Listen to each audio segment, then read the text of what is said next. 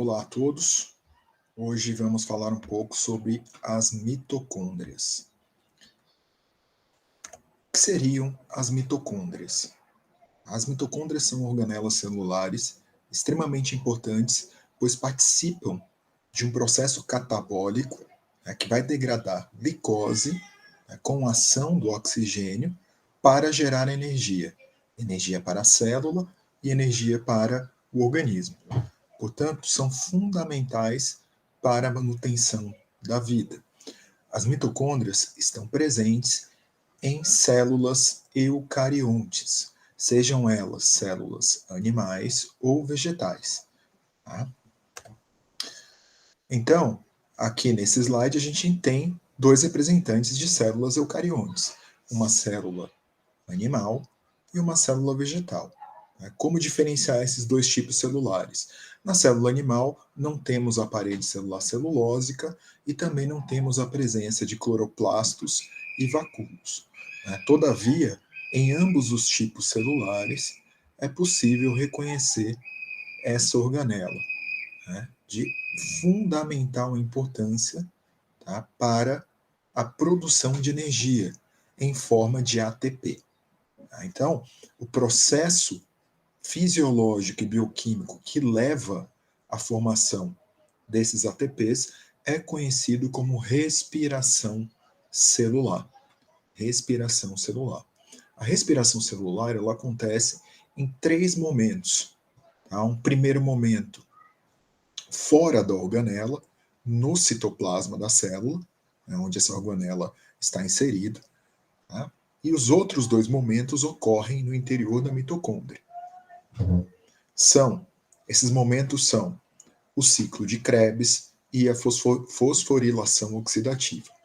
Tá? O primeiro momento, que ocorre fora da organela, é conhecido como glicólise.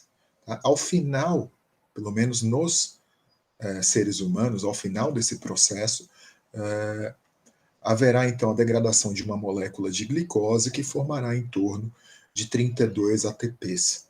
Tá? 32 ATPs. Pois bem, essas organelas, elas são extremamente interessantes e se diferenciam das outras organelas celulares, das células eucariôticas, porque elas apresentam 2 membranas. Elas são constituídas de 2 membranas. A membrana externa, como é possível observar aqui, e uma membrana em amarelo interna. Então, a borda da membrana externa está em vermelho e a borda da membrana interna está em amarelo. Tá? São as únicas organelas nos indivíduos eucariontes de origem animal que apresentam essa conformação de 2 membranas. Tá? A membrana externa ela é uma membrana, uma bicamada de fosfolipídio, tá? Embebida por uma infinidade de porinas, tá? De proteínas de passagem que permitem uma permeabilidade entre o citossol celular, tá? E a própria organela. Já a membrana interna, ela também é formada por fosfolipídios, porém apresenta outros tipos proteicos. Tipos proteicos relacionados à respiração celular. Tipos proteicos ou proteínas, enzimas, estruturas relacionadas, substâncias, moléculas relacionadas à respiração celular. Tá? Outra característica da membrana interna é que ela encerra no seu interior a matriz mitocondrial. A matriz mitocondrial está encerrada, tá, na membrana interna. E a membrana interna tem pouca permeabilidade, tá? Pouca permeabilidade, impedindo que os conteúdos da matriz passem para o espaço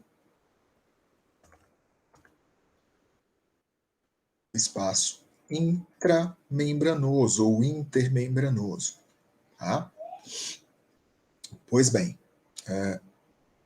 nessa matriz mitocondrial, podemos reconhecer algumas características extremamente interessantes, pois as mitocôndrias apresentam DNA próprio, e é um DNA circular, apresentam ribossomos, tá, também nessa sua matriz, além de alguns grânulos de íons e algumas moléculas especiais, né, enzimas especiais que serão utilizadas ao longo do processo de respiração celular. Tá? O processo de respiração celular ele é extremamente importante porque ele acontece em um ambiente aeróbico, ou seja, ele é dependente de oxigênio. Tá? Aqui ao lado temos uma fotomicrografia eletrônica, onde é possível reconhecer então a membrana externa da mitocôndria, é a parte mais externa, tá? As cristas da membrana interna, que nada mais são do que invaginações da membrana interna para o interior da organela, né, o que permite uma maior superfície de contrato entre a matriz e as proteínas da membrana interna, tá? E os grânulos, né, diversos grânulos. Uma característica extremamente interessante das mitocôndrias é justamente a presença desse DNA circular. Esse DNA circular é muito semelhante ao DNA que encontramos nas bactérias, por exemplo. Tá? Ele apresenta, nos seres humanos, 13 sequências, tá? E codificam em torno de 37 genes. 37 genes.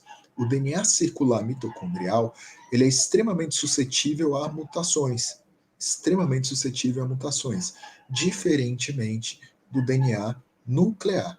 Tá? Não existem mecanismos de reparo para o DNA circular da mitocôndria. Além disso, não temos introns associados a esse DNA. Tá? Isso tudo configura, tá, uma característica muito importante e bastante semelhante, tá, ao que a gente reconhece em bactérias atualmente. Lembrando, esse DNA ele não sofre replicação. Todavia, por conter RNA na matriz e ribossomos, temos a tradução desse DNA, por RNAs mensageiros, tá? Em proteínas, em enzimas necessárias ao processo de respiração celular. Tá? As mitocôndrias elas se dividem, tá, por fissão, né, como a fissão binária que também ocorre em certas bactérias. Tá? Essa fissão é necessária porque as mitocôndrias elas fazem esse tipo de reprodução para atender às demandas energéticas de determinados órgãos, de determinados tecidos. Tá? Então, encontraremos mais mitocôndrias, tá, em tecidos que necessitam de mais energia. Por exemplo, os músculos necessitam de muita energia, tá? Utilizam, consomem muito oxigênio, tá? E há necessidade, então, de produção de energia para essas células musculares. Então, nos músculos vamos encontrar uma grande quantidade de mitocôndrias. Tá? Assim como essas organelas também têm capacidade de fazer a fusão. Tá? Uma mitocôndria funde-se à outra. O genoma mitocondrial ele vem sendo amplamente utilizado em diversas pesquisas justamente por suas características. Porque ele apresenta uma grande taxa de mutação, é possível traçar, a partir do estudo desse genoma, tá, é possível traçar as relações de parentescos entre os táxons, entre os indivíduos. E com isso, propor hipóteses de evolução para um determinado táxon. Tá? Então, esse DNA mitocondrial vem sendo utilizado muito para essas pesquisas de filogenia molecular. Outra aplicação do DNA mitocondrial é para o estudo de genealogia. Por quê? Porque o DNA mitocondrial ele é de herança exclusiva da mãe. Né? A mãe passa esse DNA mitocondrial durante o processo de fecundação e produção do ovócito. Tá? Então, a passagem dessa informação genética do DNA mitocondrial, ela é exclusiva da mãe. Todavia, porém, entretanto, há controvérsias. Né? Eu indiquei um texto para vocês lerem, tá? E gostaria que a gente pudesse também discutir um pouco sobre esse texto ao longo da nossa aula, ao longo do nosso encontro síncrono, ok? Então, herança matridirecional, se eu não me engano, esse é o termo mais utilizado. Pois bem, por que essa organela ela tem essas peculiaridades? Né? Por que ela é tão, diferentemente das outras organelas que encontramos nas células eucariontes, por que ela tem DNA? Por que tem duas membranas, tá? Dois espaços entre membranas? Por que tem uma matriz? Por que tem RNA, ribossomo? Né? Pois bem, por volta dos anos 80, essa cientista Lynn Margulis, que foi esposa do Carl Sagan, ela propôs uma teoria para explicar a origem das células eucariontes, né? E a importância da mitocôndria, tá, para a formação dessas células. Basicamente, e de maneira bastante resumida, tá, a origem das células eucariontes ocorre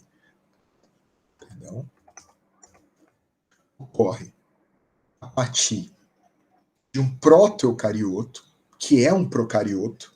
Tá? Eu tenho uma célula procariótica com o DNA não organizado. Tá? Por algum motivo, ao longo do processo evolutivo, essa célula sofre, tá? Essa membrana celular dessa célula proto-eucariota, ou procarionte, que vai dar origem a uma célula eucarionte, ela passa a sofrer dobraduras da membrana. E essas dobraduras, aqui no nosso esquema em 2, tá? Essas dobraduras começam a formar algumas organelas, tá? Englobam, tá, a parte do DNA, formam o que a gente vai conhecer posteriormente como núcleo, também formam um retículo endoplasmático. Pois bem, aqui em 2, o que a gente tem? Uma outra, e lembrando, esse indivíduo maior aqui, tá, ele não tem capacidade, tá, de processar seus alimentos, seus recursos, ele não tem capacidade de oxidar, né, seus recursos para produzir energia. Tá?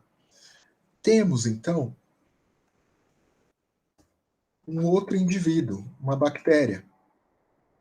E essa bactéria, ela sim é capaz de utilizar o oxigênio e produzir energia. Tá?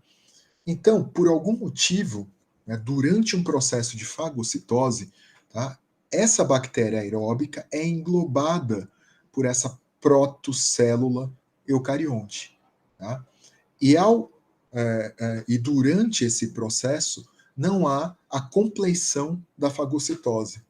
Tá? Então, essas duas formas de vida passam a viver em um único organismo, tá? Em um único organismo simbionte, né? Vidas juntas, né? Fazendo uma tradução mais literal, tá? Vidas juntas. Então elas trabalham em sinergia, tá? Pois ambas, ao viverem nessa simbiose, têm o quê? Vantagens mútuas. Qual a vantagem, a grande vantagem para a célula protoeucarionte? Recebe energia, né, os ATPs produzidos por essa célula aeróbica, né, que foi englobada. E para a célula aeróbica, qual seria a grande vantagem? Recursos e proteção. Tá? Então, a partir desse momento, tá, ocorre o quê? A evolução. Tá? Pressões seletivas, o ambiente ele se torna mais repleto de oxigênio, o que favorece, tá, a radiação das células eucariontes e ocorre, portanto, a formação da organela que conhecemos como mitocôndria. Tá? Evidências de que a mitocôndria são de origem de uma protobactéria são, como a gente viu anteriormente, presença de DNA circular, duas membranas, RNA, matriz, o formato, a quantidade de genes, enfim. Né, são algumas dessas evidências, na sua estrutura, permitiram corroborar a hipótese da teoria endossimbiótica. Tá, e como se formam as células eucariontes autotróficas? Tá? Um mecanismo muito semelhante, muito semelhante. Essas células englobam, tá, protobactérias capazes de lidar com a oxidação, capazes de lidar com o processamento de glicose por meio da oxidação do oxigênio, por oxidação e formação de energia, tá? E em seguida também englobam protobactérias capazes de fazer fotossíntese. Tá? Com o processo evolutivo, esse novo tipo celular, tá, se torna o que a gente convenciona chamar de célula eucarionte fotossintética, presente nos vegetais. Tá? Essa protobactéria fotossintética que foi englobada, né, por esse novo tipo celular ao longo do processo evolutivo, receberá o nome de cloroplasto. Cloroplasto. Bom, utilizei então essas referências para desenvolver essa aula. Tá? Vocês podem baixar o livro Biology 2E nesse sítio, assim como deem uma olhada no Mosaweb em relação às mitocôndrias. Apoio para o estudo, leitura do artigo A Mitocôndria Não é um Presente Exclusivo da Mãe, né, que está presente nesse sítio. E eu gostaria que vocês lessem também essa reportagem sobre a mulher que está por trás da teoria endossimbiótica. Tá? É uma teoria que, eu não digo que concorre em importância, sim, concorre em importância com a teoria da evolução, tá? Mas as duas trabalham em conjunto, explicam conjuntamente a formação e a diversificação desses tipos celulares tão importantes para a nossa vida. E por fim, né, uma pergunta que eu gostaria que vocês respondessem nos questionários, tá? No questionário que vocês terão que responder. Tá? A vida imita a arte ou o contrário? A arte imita a vida. Então, o que eu tenho aqui? Uma cena, né, do filme Guerra nas Estrelas, né, onde o Anakin Skywalker, que vai virar o grande vilão Darth Vader, né, o ícone da saga Star Wars, ele está sendo examinado pelo mestre Jedi, e o mestre Jedi comenta que ele tem lá uma tal de midichlorian no sangue dele. Né? E ele pergunta, mestre, o que são essas midichlorians? Tá? E o mestre explica, são seres de vidas microscópicas, inteligentes, que vivem no interior de suas células. Sem as midichlorians a vida não poderia existir e nós não teríamos conhecimento da força. Elas continuamente conversam conosco, nos dizendo a vontade da força. Quando você aprender a acalmar sua mente, escutará elas conversando com você. Pois bem, senhores, vai ter uma perguntinha lá para vocês no questionário, vai ter um trecho do filme também, lá no Moodle, e eu gostaria que vocês esvaziassem a mente de vocês, ouvissem suas mitocôndrias, perdão, suas midichlorians, e respondessem o questionário. Qualquer dúvida, qualquer discussão, a gente retoma no síncrono. Que a força esteja com vocês e forte abraço.